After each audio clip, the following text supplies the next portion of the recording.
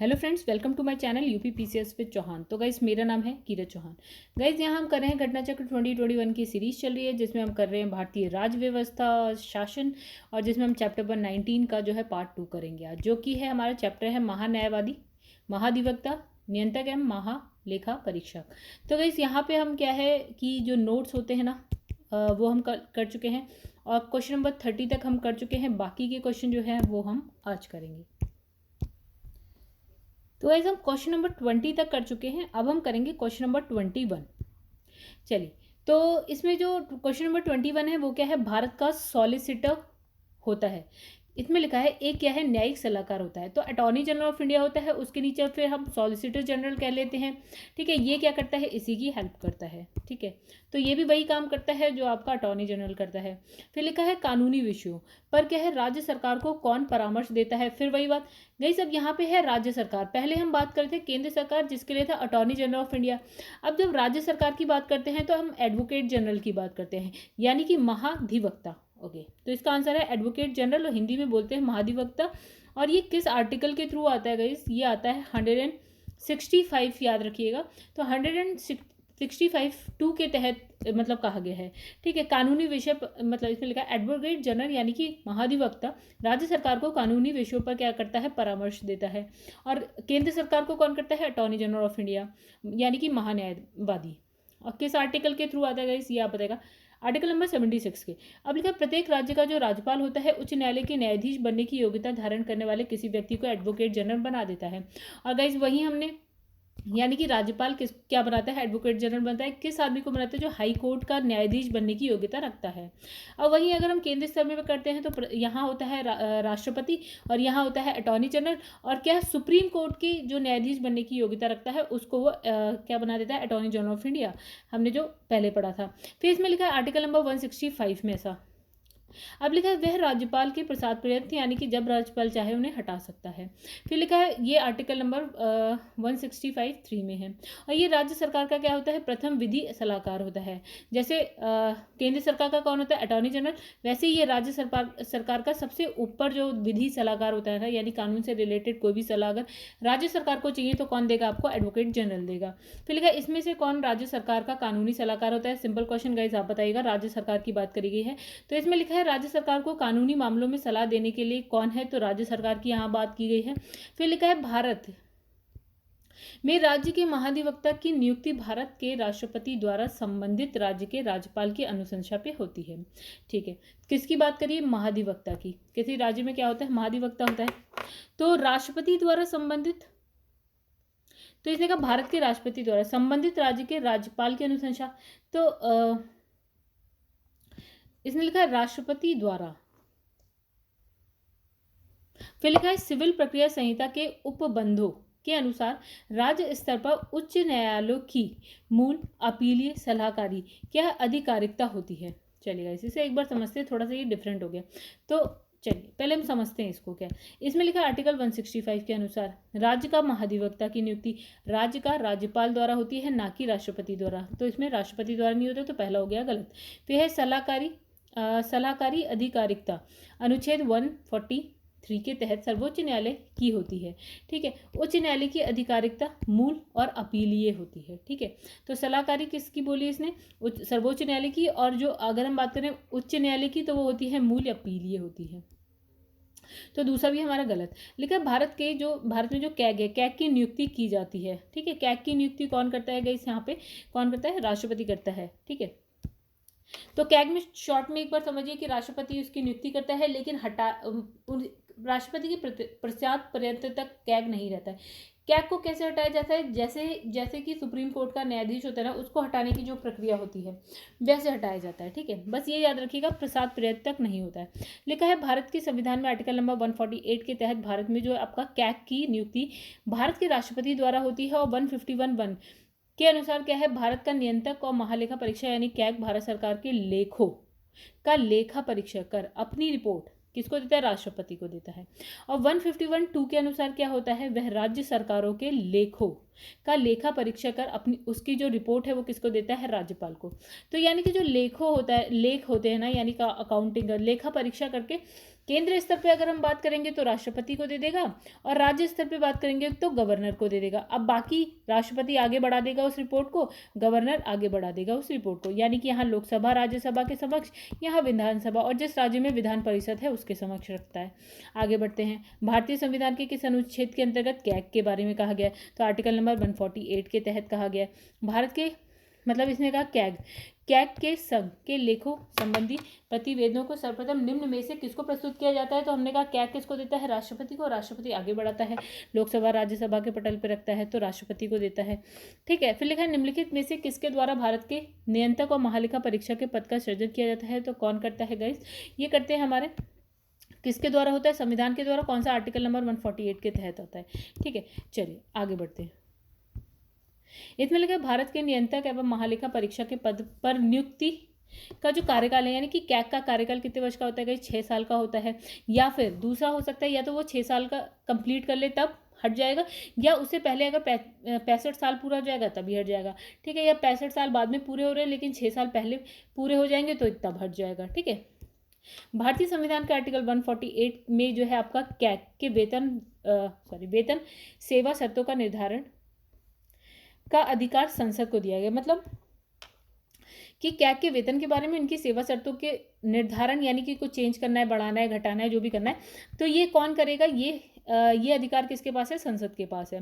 तो संसद ने कैग के वेतन और सेवा शर्तों से संबंधित प्रावधानों को 1971 में क्या किया था? अधिनियमित किया था। ठीक है, अब इसने कहा कैग का कार्यालय 6 साल या फिर 65 साल, जो भी पहले हो जाए।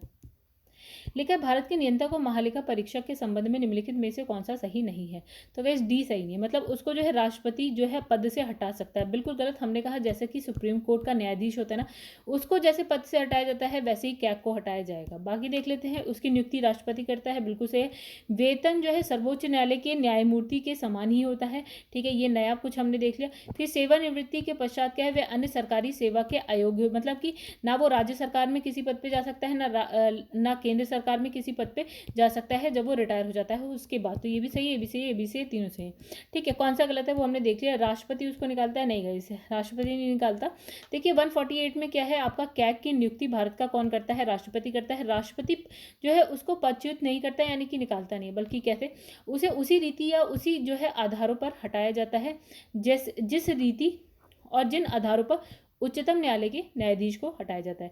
संविधान की दूसरी अनुसूची के प्रावधान 12(1) के तहत भारत के नियंत्रक और महालेखा परीक्षक यानी कि कैग को सर्वोच्च न्यायालय के न्यायाधीशों के बराबर ही वेतन मिलता है। ठीक है, जैसे उनकी तरह हटाया जाता है तो वेतन भी उन्हीं के बराबर मिलता है। तो 148(4) के तहत क्या है? सेवानिवृत्ति के पश्चात जो है कैग भारत सरकार के या किसी राज्य सरकार के अधीन किसी भी पद पर नहीं आ सकता है, मतलब अयोग्य होता है, पद के लिए अयोग्य है। फिर नेक्स्ट, भारत के जो कैग है, कैग को उसके पद से हटाए जाने की प्रक्रिया निम्नलिखित में से किसके समान है? तो गाइस उच्चतम न्यायालय का जो न्यायाधीश होता है, उच्चतम न्यायालय याद रखिएगा, हाई कोर्ट नहीं है, सिर्फ और सिर्फ सुप्रीम कोर्ट की बात हो रही है। तो सुप्रीम कोर्ट के न्यायाधीश को जैसे निकाला जाता है वैसे इसको निकाला जाएगा। फिर इसमें लिखा निम्नलिखित कर्तव्यों में से कौन से एक का भारत के नियंत्रक एवं महालेखा परीक्षक द्वारा पालन नहीं किया जाता है? आइए देखते हैं आंसर। डी है। इसमें लिखा है सार्वजनिक धन की प्राप्ति और निर्गम का नियंत्रण करना और यह सुनिश्चित करना कि जो है सार्वजनिक राजस्व राजकोष में जमा हो। तो गैस ये सार्वजनिक धन की को छोड़ दो, बाकी अभी क्या करता है? देखिए भारत की संचित निधि, देखिए एक संचित निधि होती है, ठीक है, तो संचित निधि का तो ये सब कुछ करता है, ठीक है, लेकिन अगर हम सार्वजनिक धन जो की अगर हम बात करते हैं तो गैस वो उसको ये नहीं टच करेगा। सार्वजनिक धन का मतलब ये हो गया, सपोज कि बैंक में आपने पैसा जमा किया तो वो पैसा आगे जाके कहीं पे जमा हो रहा है, मतलब जहाँ पे हो रहा है, ठीक है, उससे कोई रिलेटेड नहीं है ये, है जैसे आपका पीएफ हो गया, ठीक है। इसमें लिखा भारत की संचित निधि से होने वाले सभी व्यय को जो है लेखा परीक्षण करना, उसके संबंध में प्रतिवेदन प्रस्तुत करना, ये कैग का काम है।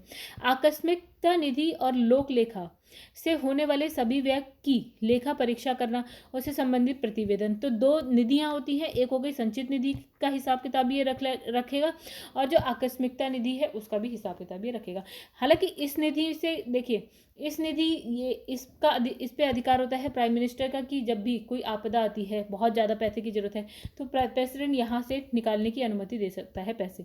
अब लिखा है सभी व्यापार, निर्माण, लाभ, हानि लेखाओं का लेखा परीक्षा करना या उसके संबंध में प्रतिवेदन प्रस्तुत करना। तो ये भी हो गया। बस है कि सार्वजनिक धन से रिलेटेड ये नहीं करता है। तो गाइस यही बातें लिखी हैं। देखिए और क्या क्या लिखा है इसमें। वह केंद्र और राज्य सरकार के राजस्व से भारत के अंदर या बाहर किए गए व्यय या लेन देन की लेखा परीक्षा करता है। यानी केंद्र सरकार कुछ बाहर से या अंदर से लेन देन करती है या राज्य सरकार करती है, तो उसका लेखा परीक्षा करता है। वह व्यापारिक, निर्माण संबंधी लाभ और हानि के लेखों का भी लेखा परीक्षा करता है। फिर है भंडार गृहों के लेखा परीक्षा। राष्ट्रपति के आदेश पर वह स्थानीय निकायों जो होते हैं उनके लेखा परीक्षा करता है। स्थानीय निकाय क्या होते हैं, जैसे आपका पंचायत हो गया, नगर निगम हो गया। फिर लिखा है इसमें वह सरकारी कंपनियों या निगमों के लेखा परीक्षण से महत्वपूर्ण भूमिका निभाता है। अब लिखा है जो कैग है, कैग अपने नाम के अनुरूप जो है भारत के वित्त पर नियंत्रण का कार्य ना करके, मतलब ये नियंत्रण नहीं करता है वित्त पर, ठीक है, केवल उसका क्या होता है, उसकी परीक्षा का कार्य करता है, मतलब जांच वांच करता है, लेकिन नियंत्रण नहीं करता है कि भैया तुम बहुत ज़्यादा पैसे निकाल रहे हो, इससे ज़्यादा तुम नहीं निकालोगे, 100 रुपये नहीं निकालने भैया, आपको 90 रुपीज़ में आपका काम चल जाएगा तो 90 ही निकालिए। तो ये काम वो नहीं करता है, ठीक है। बस ये देखेगा, जाँच करेगा कि भैया आपने जो 100 रुपये निकाले हैं वो कहाँ के लिए निकाले हैं और क्या वो उसी चीज़ पर यूज़ हो रहे हैं नहीं, या फिर आपने एक्स्ट्रा निकाल लिए भैया, आपका काम जो है 50 रुपये में चल जाता लेकिन आपने 100 रुपये निकाल लिए हैं, तो ये गलत है। मतलब ये नियंत्रण तो नहीं कर सकता, लेकिन हाँ ये सारी जांच जरूर कर सकता है, ठीक है। जबकि जो ब्रिटेन का जो नियंत्रक और लेखा परीक्षक है दोनों कार्य कर सकता है, मतलब उस पर नियंत्रण भी रख सकता है, कहेगा भैया 50 रुपये में तुम्हारा काम चल जाएगा, 50 ही रखो, 100 लेने की कोई ज़रूरत नहीं है, ठीक है। ये ब्रिटेन में चल सकता है लेकिन यहाँ पे नहीं। अगर कहा गया है 100 निकलेगा तो 100 ही निकलेगा। हालांकि वो जांच वाँच कर सकता है, देख सकता है कि ठीक है यार इतना चाहिए था, या फिर क्या है फालतू में पैसा निकाल लिया, तो ये सब कर सकता है, लेकिन उस पर रोक नहीं लगा सकता, अपने हिसाब से कुछ नहीं करवा सकता। लिखा है लोक निधि के फलोत्पादक और आश्रित प्रयोग को सुरक्षित करने के साथ साथ भारत का जो कैग है के कार्यकाल का महत्व क्या है। तो गाइस खतरनाक क्वेश्चन है ये, चलिए इसका आंसर देखते हैं हम लोग।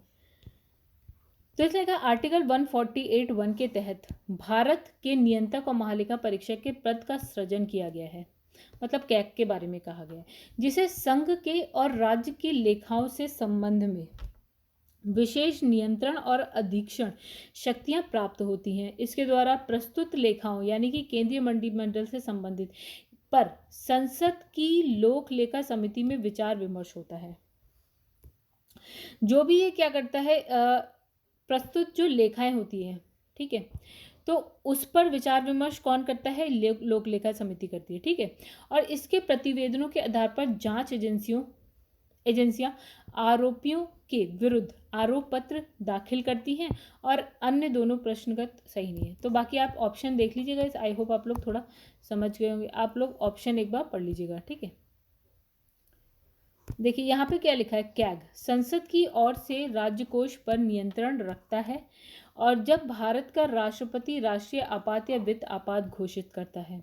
अब लिखा है कैग की मंत्रालयों पर कार्यान्वित परियोजनाओं व कार्यक्रमों पर जारी किए गए प्रतिवेदनों पर लोक लेखा समिति जो है विचार विमर्श करती है, ठीक है। फिर लिखा है कैग के प्रतिवेदनों से मिली जानकारियों के आधार पर जांचकर्ता एजेंसियां उन लोगों के विरुद्ध आरोप दाखिल कर सकती हैं जिन्होंने लोक निधि प्रबंधन में कानून का उल्लंघन किया है। तो गाइस ये दोनों तो सही है आपके 2 और 3, ठीक है। तो उसके बाद इसमें लिखा है कैग को ऐसी निश्चित न्यायिक शक्ति प्राप्त है कि सरकारी कंपनियों के लोक लेखा और क्या है लेखा जांचते समय वह कानून का उल्लंघन करने वाले पर क्या है अभियोग लगा सकता है। तो गाइस ये काम ये नहीं कर सकता, अभियोग नहीं लगा सकता, जांच कर सकता है, बाकी कोई सजा थोड़ी दे सकता है। अब लिखा है कैग की टीका टिप्पणी पर उचित कार्रवाई करने का अंतिम जिम्मेदारी, मतलब करने की उचित जो है अंतिम जिम्मेदारी किसकी होती है, संसद की होती है। मतलब समझते हैं इसका, कि आर्टिकल 151 के तहत जो कैग है, कैग की रिपोर्ट राष्ट्रपति और राष्ट्रपति इसे संसद के दोनों सदनों के पटल पर रखता है। ठीक है, तो इसमें लिखा है जो आपका कैग है, कैग की टीका टिप्पणी पर उचित कार्रवाई करने की जो अंतिम जिम्मेदारी होती है वो किसके ऊपर होती है? संसद के होती है। यानी कि जब एंड में बिल्कुल ही सब कुछ जो है हिसाब किताब कौन देख लेगा? संसद देख लेगा।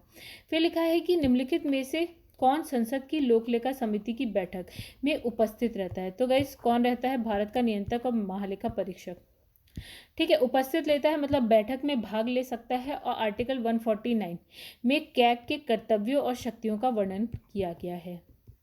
अब देखा संविधान का कौन सा अनुच्छेद भारत में मतलब जो कैग है, कैग के कर्तव्यों को निर्धारित करता है? गाइस कौन सा? 149 अभी हमने पढ़ा। कर्तव्य और शक्ति कौन सा आर्टिकल? 149। फिर लिखा है आपका कैग की नियुक्ति राष्ट्रपति द्वारा होती है। उसे पद से अपने पद से उसे हटाया जाता है। कैसे हटाया जाता है? गए जैसे सुप्रीम कोर्ट के न्यायाधीश को। ठीक है, तो इसमें आंसर नहीं है, तो सिंपल आंसर है राष्ट्रपति अपने हस्ताक्षर और मुद्रा सहित अधिपत्र द्वारा नियुक्त करेगा और उसके पद से केवल उसी रीति या आधारों पर हटाया जाएगा जैसे उच्चतम न्यायालय के न्यायाधीश। फिर लिखा है 124(4) के अंतर्गत उच्चतम न्यायालय के न्यायाधीशों को कि अब ये प्रोसेस बताया कि क्यों हटाया जाता है और कैसे हटाया जाता है। तो साबित कदाचार या असमर्थता के आधार पर हटाए जाने के लिए जो है संसद के समावेदन पर राष्ट्रपति के आदेश द्वारा उसके पद से हटाया जाता है। ठीक है, उच्चतम न्यायालय के किसी न्यायाधीश को पद से हटाने के लिए समावेदन प्रत्येक सदन की कुल जो सदस्य है उसके बहुमत द्वारा और क्या है सदन में उपस्थित और मत देने वाले सदस्यों के कम से कम 2/3 बहुमत द्वारा समर्थित होना चाहिए। यानी कि जो भी प्रोसेस है उसमें कितने लोगों का सिग्नेचर होना चाहिए, यानी कि मतलब क्या लिखा है कि जो उपस्थित है या मत दे रहे हैं उसका कम से कम 2/3 बहुमत हो, यानी कि 2/3 लोग उस पर सिग्नेचर करें। तब ऐसा समावेदन संसद के एक ही सत्र में जो है प्रस्तावित और स्वीकृत होना चाहिए राष्ट्रपति के समक्ष। उसी सत्र में क्या है, कोई एक सत्र चल रहा है उसी में लोकसभा से भी पारित हो, राज्यसभा और राष्ट्रपति तीनों से हो। ठीक है, तो तभी ये क्या है आगे प्रोसेस होगा और कैग को हटा दिया जाएगा। जो इसमें लिखा है कि कैग निम्नलिखित का एक मित्र और मार्गदर्शक है। किसका? लोक लेखा समिति का मित्र भी है, मार्गदर्शक भी। ये कौन कहते हैं? BR अम्बेडकर ने कहा था। आगे बढ़ते हैं। किस वर्ष में अकाउंटिंग ऑफ ऑडिटिंग यानी कि लेखा परीक्षक से अलग इसने कहा कि वो कौन सा वर्ष था जिसमें अकाउंटिंग को ऑडिटिंग यानी कि लेखा परीक्षा से अलग किया गया था? तो कैग का कार्य केवल सरकारी लेखा तक सीमित रह गया। वो कौन सा वर्ष था गाइस? 1976। कहानी क्या है देखिए, इसने कहा कैग कर्तव्य शक्ति सेवा शर्तें अधिनियम 1971 में वर्ष 1976 में संशोधन कर ये पूरा का पूरा अधिनियम है, इसमें 1976 में संशोधन होता है और उसमें क्या करा कि केंद्र सरकार के स्तर पर जो अकाउंटिंग को ऑडिटिंग से अलग कर दिया गया। ठीक है, और CAG यानी कि कैग का कार्य केवल क्या है, जो केंद्र सरकार है उसके लेखाओं की परीक्षा लेखाओं की लेखा परीक्षा यानी कि सिर्फ ऑडिटिंग तक सीमित हो गया। ठीक है, तो इसके बाद क्या हुआ कि आपका अब जो कैग है वो क्या कर सकता है? ऑडिटिंग कर रहा है। ठीक है, अकाउंटिंग का कार्य अब इसका नहीं है। अब 1976 से क्या होता है, केंद्र में लेखांकन यानी कि अकाउंटिंग का कार्य विभिन्न केंद्रीय विभाग द्वारा स्वयं भारतीय नागरिक सेवा लेखा सेवा यानी कि इंडियन सिविल अकाउंटिंग सर्विस की सहायता से किया जाने लगा। इसने ये कहा कि पहले अकाउंटिंग और ऑडिटिंग दोनों कौन करता था? कैग करता था। बट 1976 में क्या होता है, ये जो अधिनियम है उसमें चेंज होता है और ये दोनों अलग अलग हो जाते हैं। अब कैग तो अकाउंटिंग करता है बट कैग क्या करता है? ऑडिटिंग करता है। ठीक है, यानी कि लेखा परीक्षा करता है। ठीक है, लेकिन अगर हम अकाउंटिंग की बात करते हैं तो वो इंडियन सिविल अकाउंटिंग सर्विस ये करता है, इसकी हेल्प से होता है। हालांकि भारत का नियंत्रक और महालेखा परीक्षा अभी भी राज्यों के स्तर पर क्या है, तो इसने दो चीज बोली। केंद्र स्तर पर ये क्या करता है, एक हो गया अकाउंटिंग राइट, एक हो गया ऑडिटिंग। तो और राज्य स्तर पे भी यही दोनों चीजें होती हैं, अकाउंटिंग और एडिटिंग। तो केंद्र स्तर पे ये ऑडिटिंग करता है, राज्य स्तर पर अकाउंटिंग भी करता है, ऑडिटिंग भी करता है। ठीक है, आगे बढ़ते हैं। लिखा है 1971 के संशोधन महालेखा नियंत्रक के कर्तव्य, शक्ति और सेवा स्थिति अधिनियम, लेखांकन, और लेखांकन हो गया एक तो, अकाउंटिंग हो गया, लेखा परीक्षा यानी कि ऑडिटिंग हो गया, को पृथक करता है और कैग को लेखाओं के की तैयारी के उत्तरदायित्व से मुक्त करता है। ये संशोधन कौन सा था? 1976, राइट, ये वाला था। कौन सा अधिनियम को संशोधित करता है? 1971 वाले को कब करता है? 1976 में करता है, जिसमें अब कैग का काम क्या हो गया? लेखा परीक्षा हो गया केंद्र स्तर पर, और लेखांकन नहीं हुआ, अकाउंटिंग हट गया इससे, ठीक है। लेकिन अगर हम राज्य स्तर पर बात करें तो ये लेखांकन भी करता है और लेखा परीक्षण भी करता है। राज्य के वित्तीय लेखों पर क्या है? नियंत्रण करता है। राज्य के वित्तीय लेखों पर कौन नियंत्रण करता है गाइस? आपका राज्यपाल, मुख्यमंत्री, राज्य वित्त सचिव। आइए देखते हैं, इसमें से कोई नहीं, एक्चुअल में कौन करता है? कैग करता है, ठीक है। चलिए आगे बढ़ते हैं। तो इसमें लिखा है लोक निधि का अभिभावक किसे कहा जाता है? अभिभावक किसे कहा जाता है लोक निधि का? तो कैग को कहा जाता है। भारतीय संविधान के तहत कैग संघ और राज्यों की लोक निधि से सभी व्ययों का लेखा परीक्षा यानी कि अकाउंटिंग करता है, और जो है लोक निधि का अभिभावक इसको कहा जाता है। हिसाब किताब रखता है बस गाइस, हालांकि उसको कम ज़्यादा नहीं कर सकता, बस जांच करता है, देखता है सब कुछ सही चल रहा है, हाँ ठीक है, जितने की ज़रूरत है उतना पैसा निकाल लिया, जितने की ज़रूरत नहीं है उतना नहीं निकाला गया, ज़्यादा निकाल लिया गया तो बताता है, कम निकाल लिया गया तो बताता है, और ये बताता है कि भैया इतने से नहीं इतने से में भी आपका काम चल जाएगा। ये सारी चीज़ें कौन देखता है? कैग देखता है। तो इसलिए लिखा भारत के कैग कार्य करता है, क्या करता है? लोक वित्त संरक्षण के रूप में। देखिए, संविधान सभा में डॉक्टर अंबेडकर ने कहा जो कैग है, कैग भारत के संविधान के अधीन सर्वाधिक महत्व का अधिकारी, मतलब सबसे इंपॉर्टेंट अधिकारी, ने कहा सबसे इंपॉर्टेंट नहीं लेकिन हाँ इंपॉर्टेंट अधिकारियों में कैग है। वह सार्वजनिक धन का क्या करता है? संरक्षक होता है। उसका यह कर्तव्य होगा कि वह यह देखे, क्या काम करे? कि ये देखे कि भारत की या किसी राज्य की जो संचित निधि में से समुचित विधानमंडल के प्राधिकार के बिना एक पैसा भी खर्च नहीं किया जाए। लिखा है गिरीश चंद्र मुर्मू बने हैं भारत के, क्या बनेगा इस? तो ये क्या है? 14वें कैग यानी नियंत्रक महालेखा परीक्षक। तो गाइस ये कुछ अभी नई सी बात है, अभी की ही बात है। तो इसमें लिखा है आर्टिकल 148 के तहत भारत के नियंत्रक और महालेखा परीक्षक की नियुक्ति राष्ट्रपति द्वारा की जाती है। अगस्त 2020 में गिरीश चंद्र मुर्मू भारत के, देखिए 2020 में बने, पिछले साल। तो ये 14वें जो है कैग बने, और उन्होंने इस पद पर क्या है? राजीव महर्षि का स्थान लिया है। गिरीश चंद्र मुर्मू इससे पहले क्या 2019 में जम्मू कश्मीर संघ राज्य क्षेत्र के पहले क्या थे? उप राज्यपाल बने थे। अब देखिए यहाँ पे क्या लिखा है? भारत का यहाँ लिखा है अधिकारी और यहाँ लिखे है संस्थान। तो लिखा है भारत का उपराष्ट्रपति, भारत का नियंत्रक महालेखा परीक्षक यानी कि कैग, महाधिवक्ता यानी कि एडवोकेट जनरल, और महान्यायवादी यानी अटॉर्नी जनरल, ठीक है। अब यहाँ पे लिखा है संस्था, तो यहाँ लिखा है लोक लेखा निधि से कौन कनेक्ट करेंगे? आप कैग को करेंगे, अभी हमने पढ़ा था। फिर इसमें लिखा है लोकसभा की बैठक, तो लोकसभा की बैठक, राज्यसभा और उच्चतम न्यायालय लोक उपक्रम समिति, क्या कहा जाएगा इस? अजीब ही क्वेश्चन है। चलिए आंसर देखते हैं सीधा। तो भारत का उपराष्ट्रपति क्या होता है? राज्यसभा का सभापति होता है।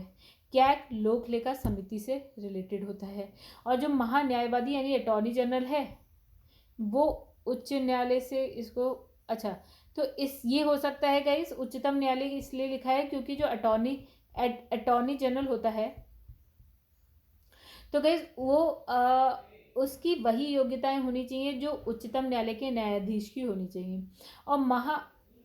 और ये महाधिवक्ता है गाइस, महाधिवक्ता, अरे क्या लिखा है गाइस? यहाँ लिखा है महाधिवक्ता, यहाँ लिखा है महान्यायवादी, तो दोनों अलग अलग है, राइट। ये एडवोकेट जनरल है, ये आपका है लाइक क्या है ये? तो गाइस यहाँ लोकसभा की बैठक में तो यही बैठ सकता है, बिल्कुल सही है। अब इसमें क्या माना जाए? भारत का महान्यायवादी, तो गाइस महाधिवक्ता तो आई थिंक नहीं होना चाहिए अगर उच्चतम न्यायालय लिखा है, और अगर महाधिवक्ता लिखा है और महान्यायवादी नहीं तो यहाँ पे उच्चतम की जगह उच्च न्यायालय होना चाहिए था।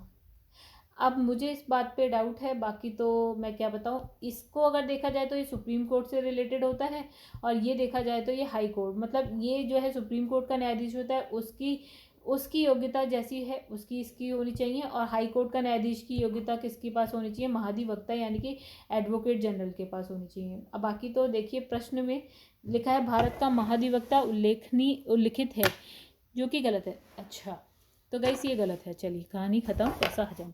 तो ये गलत है, तो ये सही है, तो ये भी सही है। ठीक है आगे बढ़ते हैं। तो इसके आगे भी क्या लिखा है देख लेते हैं। अब लिखा है महाधिवक्ता यानी एडवोकेट जनरल राज्य स्तर पर नियुक्त किया जाता है, जबकि संघ स्तर पर कौन है, महान्यायवादी। ठीक है गाइस, इसमें बहुत छोटी सी गलती थी, यही है। तो अगर ये लिखा है तो ये आपका सुप्रीम कोर्ट से रिलेटेड होता है, लेकिन अगर ये लिखा होता तो गाइस ये होता हाई कोर्ट से। चलिए हमने पूरा नहीं पढ़ा था। निम्नलिखित में से कौन सा विकल्प गलत है। लोक वित्त सरकार के वित्तीय क्रियाकलापों का अध्ययन है। इसके अंतर्गत आते हैं सार्वजनिक खर्च का परीक्षण, सार्वजनिक राजस्व, वित्तीय प्रशासन, व्यावसायिक बैंक के कार्य निष्पादन। तो गाइस ये नहीं आता है। ठीक है आइए देखते हैं। तो लोक वित्त यानी कि पब्लिक फाइनेंस, तो सरकारी वित्तीय क्रियाकलापों का अध्ययन, उसके अंतर्गत सार्वजनिक व्यय आता है, लोक राजस्व आता है, सार्वजनिक ऋण आता है, वित्तीय प्रशासन आता है। लोक वित्त का संबंध जो है व्यावसायिक बैंकों के कार्य निष्पादन से नहीं है। सिंपल सी बात, मतलब जो सार्वजनिक होता है ना, पब्लिक से रिलेटेड होता है, वो सारी चीज़ इसमें आ जाती है। ठीक है, लेकिन अगर हम व्यवसाय की बात करें तो ये प्राइवेट में आ जाता है गाइस। ठीक है, तो ये नहीं आएगा।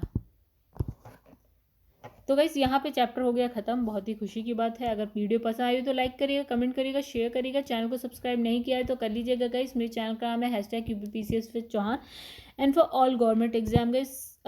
मेरा जो चैनल है अभी इसको जस्ट 5.5 मंथ हो चुके हैं, 5.5 मंथ हो चुके हैं। आप लोग का अच्छा सपोर्ट है, थैंक यू गाइस इसके लिए। और इनफैक्ट जो चैनल है ग्रो कर रहा है। ठीक है, धीरे धीरे ही कर रहा है बट कर रहा है। चलिए, तो ये आप लोग को नहीं पता चलेगा, मुझे पता चल रहा है, इसके लिए थैंक यू आपकी, मतलब मेरी साइड से आप लोगों को थैंक यू। चलिए गाइस यहाँ पे वीडियो को करते हैं ओवर एंड। ठीक है, मिलेंगे नेक्स्ट वीडियो में।